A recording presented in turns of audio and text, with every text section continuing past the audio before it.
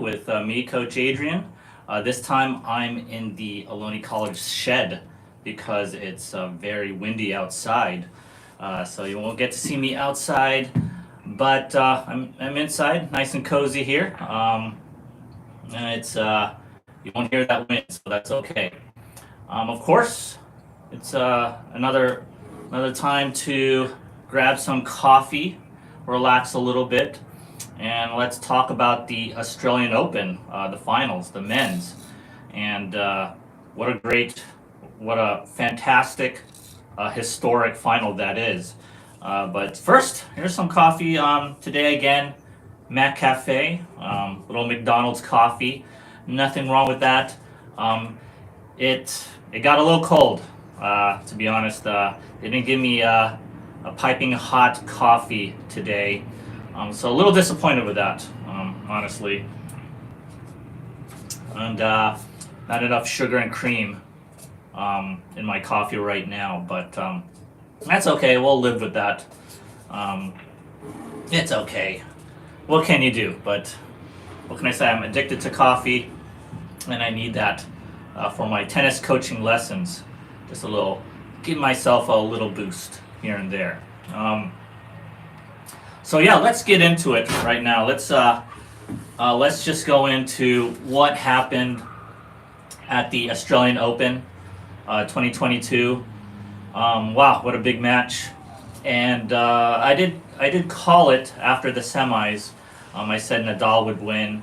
I didn't think he would win in this way, where he would be down 2 sets to Medvedev, a younger player, a stronger player, and he just took over in those 3 sets, the last 3 sets. He was actually down triple break point. And, I think it just got away a little bit from Medvedev in that third set. And Nadal just raised his game. He just hung in there for the first 2-3 sets, just trying to find his groove, and took over from there. What is it about Nadal that makes him win in this way? What makes him such a great champion? Maybe we'll get into that a little bit. I think I have a theory on why he's so great. He was in crutches. He was in crutches just a few months ago, and he lost. I didn't see him winning this tournament at all. Maybe going to the fourth round, maybe going to the quarterfinals, but I just did not see him going all the way until the semis. Until the semis, I didn't think anyone could beat him. So, Nadal, big question: is he the best ever?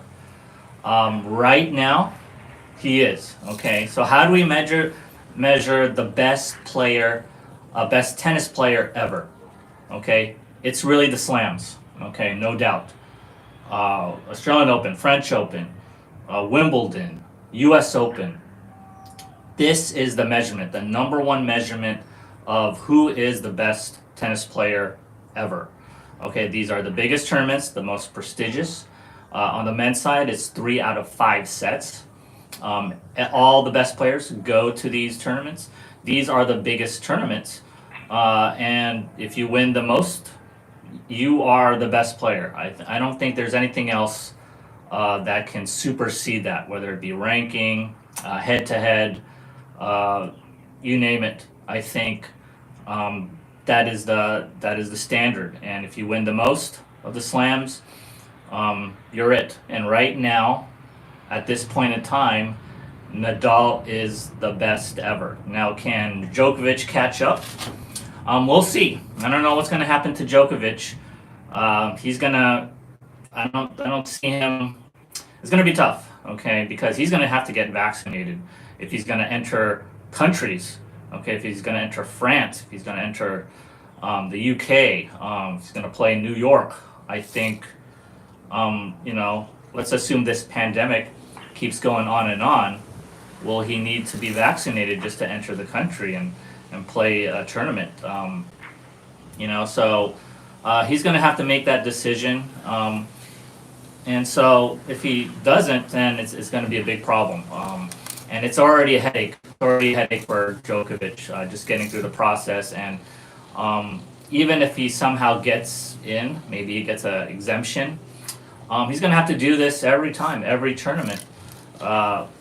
Just filling out more paperwork, just another headache on top of all the stuff that's going on. And to win a Grand Slam, I think you really need to be focused and no distractions whatsoever. And so he's going to have a tough time.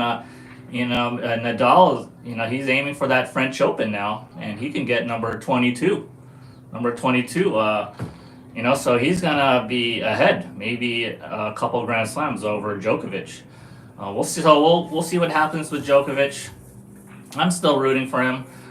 Like I said, I like all these players, and but right now, Nadal is the best ever. Furthermore, okay, you could add this on to the best ever argument. Nadal has won 13 French Opens. Okay, so I consider the French Open the toughest slam to win. Okay, there's Australian Open that's on a hard court. Wimbledon is on a grass court, and another hard court tournament is the U.S. Open. With the French Open, that's on red clay, and you are on every point on a red clay court. You are constructing the point.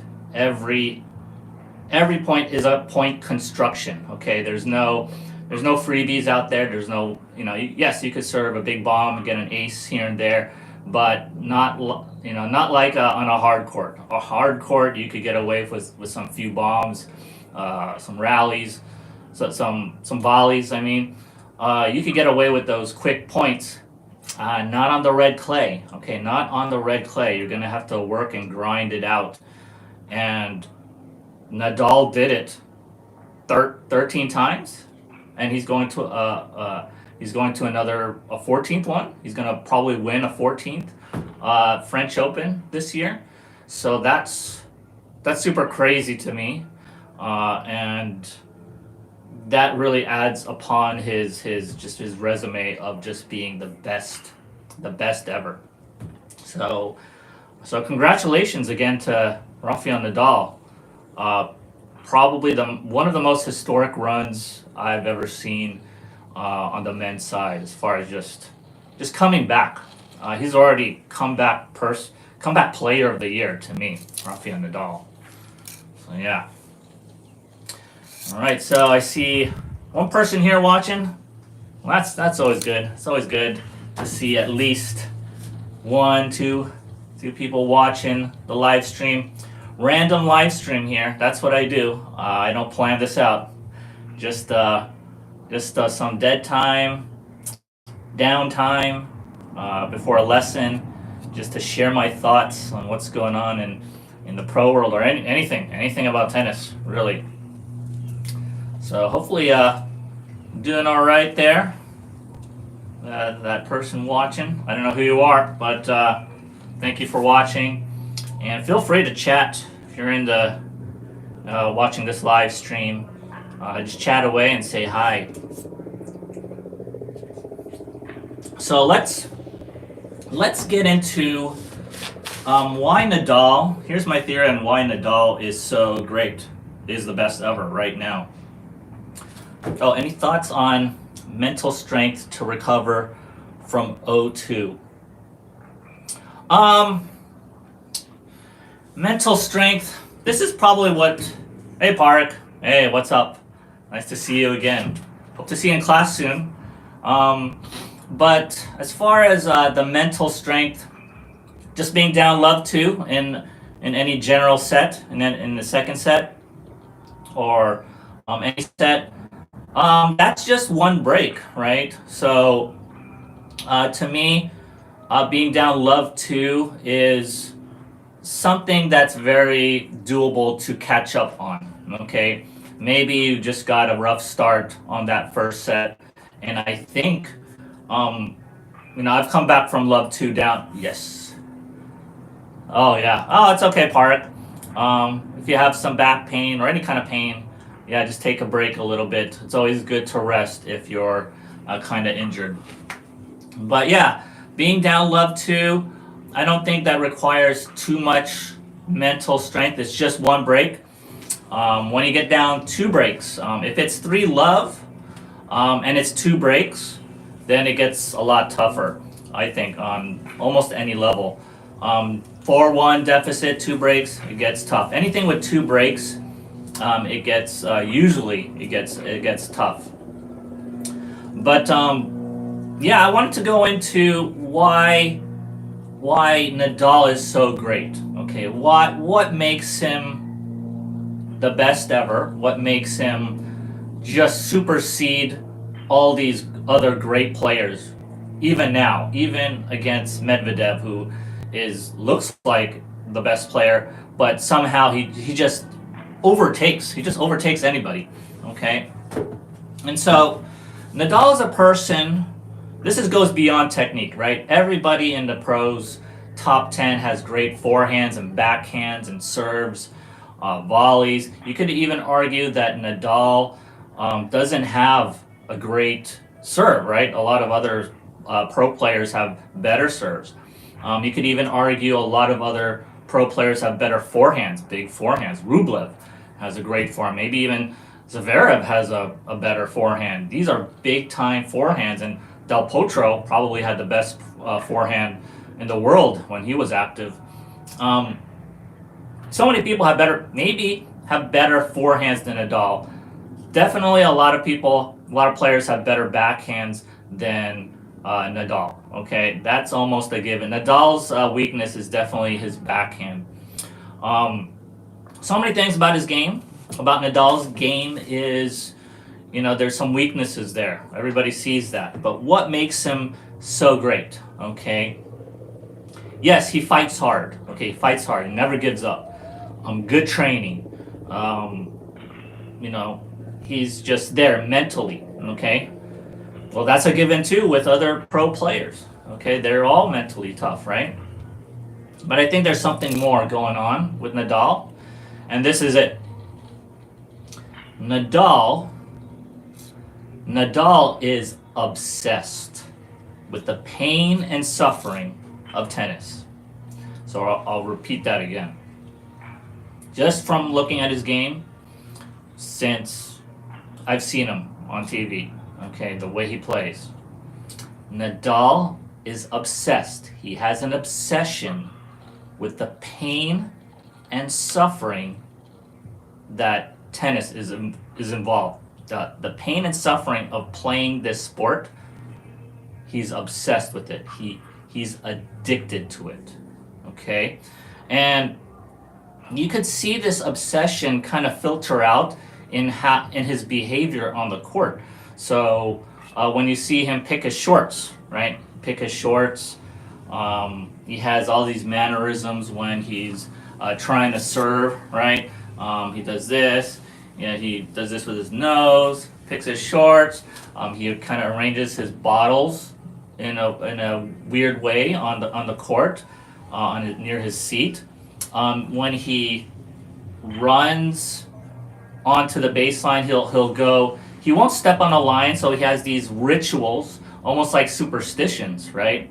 Where he just doesn't do them or does them in a different way. That's his behavior, okay? The way he takes a lot of time in between points. Nadal takes a lot of time, and I don't think Nadal does that because he's tired. I don't think he does that he's definitely a very fit person, but I don't think he's taking like 40 seconds in between points just so he could catch his breath, okay? I think he does it because it's very ritualistic, very ordered, and he wants things to be very, very ordered. And that's the obsession. That's almost like the OCD type of behavior, obsessive compulsive disorder, right? It's kind of filtering out into that. And if he's so obsessive about these little things, just kind of not stepping on a line, arranging bottles, picking his shorts every time, what more, right? What more with the actual competition of tennis? The actual suffering of playing all these points.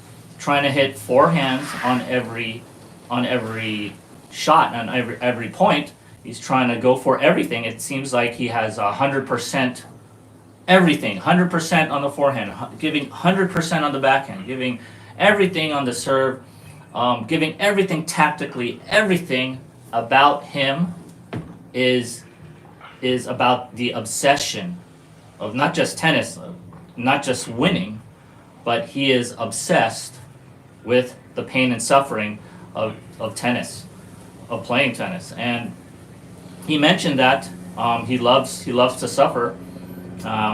If you remember the last live stream I had, Nadal, I talked about how Spanish players, I think one person in the chat, I think Chandra, said that Spanish tennis players love to suffer, and Nadal is the epitome of that. He loves to suffer. He loves to suffer on the court, whatever it is, and that suffering, whatever it is, okay, on that court, whether he's just grinding out forehands and backhands in the sun, trying to get it deep, he loves it. He's obsessed with it. He's addicted to it, and so that, to me, is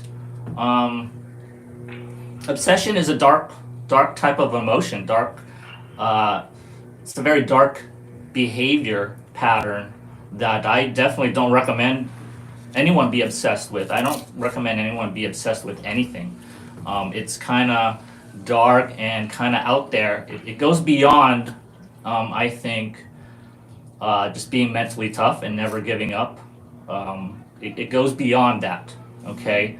And so you have to be, if you're kind of watching Nadal and kind of agreeing with what I'm saying, like he's so totally obsessed, be careful to copy that, okay? I don't want you to really copy that, because you're going to get into something that is kind of out there and maybe would screw you up, basically, okay? You see it filter out to his behaviors, and as long as it's not hurting you, right? It's okay, but and it's definitely working out for Nadal. He's the best ever, but there's a lot of sacrifice, basically, that is involved in that. A lot of things, a lot of trade-offs. So, do I want to be tugging away on my shorts, like every time I serve, just so I can get a good serve in, or feel like I can get a good serve in? Do I always have to put my water bottles here and walk this way, run this way, just so I can get a good forehand in? I could get this game set. I could be the best player in the world, okay? For Nadal, it's okay, it's cool. But for the rest of us, that could be a very dangerous place to be in. And I don't recommend that type of obsession. So I think that's what it is with Nadal. He's obsessed with just the pain and suffering of playing tennis, the grueling part of this game. The truth is, if you go into these long extended rallies, these not just long physical rallies, right? There could be points where you almost have it, right? You're up triple break point and you don't get it. Okay, you don't get the triple break point. Something happens and you lose 5 points in a row and you gave the game away. That is a type of suffering. You lost it. You let the game away. Maybe Nadal loves that too. Loves that part of the process of tennis. I think you have to. You have to. Otherwise, he's not gonna come back. Maybe he really loved being down love 2 sets to love in that final. He loved it and he enjoyed it. He suffered through it and he got through it. It's really amazing with Nadal. That, I think that's the obsession of playing. So I'm gonna just check my time. I have to do my lesson pretty soon, but I don't want to get carried away with this live stream. But I did want to mention Medvedev's reaction, okay, in that match. And I don't know if you saw the press conference. If not, check out Medvedev's press conference right after that match. And I'm paraphrasing here or summarizing, he mentioned that the kid in him is gone. The dreamer is gone. He's not going to dream about winning these slams. I think he always had a dream of winning slams, being a great tennis player, achieving all these goals. But now, after that match, the dream is gone, and he's going towards this workman-like type of. He's going to play for himself, basically. Okay, Medvedev is just going to not play for the crowd, not play for anybody else or for fun. It's going to be very workman-like. Okay, he's just going to play for his family, play for his country, Russia. He's just going to play for himself. He doesn't care about the crowd anymore. And it's a little sad, to be honest, if you watch that press conference and what he said. But I think with Medvedev, I don't think he really means it. I don't think he really means what he says. I mean, think about it. He just lost a very tough 5-set match, historic match. He needed one more set. He had a triple break point, right? Wow, that is a very tough thing to kind of get over. And you're talking to people just an hour after the match is completed. Very tough, very tough. So you can't really you can't really think about it that Medvedev is going to think that way for the next year, for his entire career, right? I don't think he's going to think that way. I think it's just the heat of the moment, and I don't think he really means it. And a lot of the media is saying, oh, maybe he won't even play Roland Garros. He won't play French Open, won't play Wimbledon. He'll just play small tournaments. No, it's a little crazy. Okay, he's just trying to process this loss, and it's going to take time to really process this. But I think he'll manage. I mean, it's heartbreaking. It's a heartbreaking loss. It's going to take. I don't know how long it'll take. Probably weeks. Okay, maybe until the French Open. Who knows? But I think he'll be okay, and I think he'll play for the crowd again. People are just going to root for Nadal because he's older, and he's probably considered the underdog in that match. So, and that's how it is generationally, right? I remember Agassi playing Nadal, and people were rooting for Agassi just because he was a little older. Sampras versus Federer, maybe people were rooting for Sampras, and then you go way back, John McEnroe versus Sampras. People were rooting for John McEnroe. I mean, the crowd will generally go with the established name or someone who is a slight underdog. And that's how it is. That's how it was perceived in that match. And, Medvedev shouldn't take anything personally. If the crowd was really bad towards Medvedev, don't take it personally. And I think he'll be okay. He's not going to think that way in a few months. Maybe weeks, but definitely in a few months, he won't think that way. That kid in him is still there. I will have to go to my lesson. Wow, that's I didn't think I would be talking for 23 minutes. And so I got to get prepared for my tennis lesson. And so if you're here, thank you for joining me in this live stream. And I will catch you guys again next time. Thank you.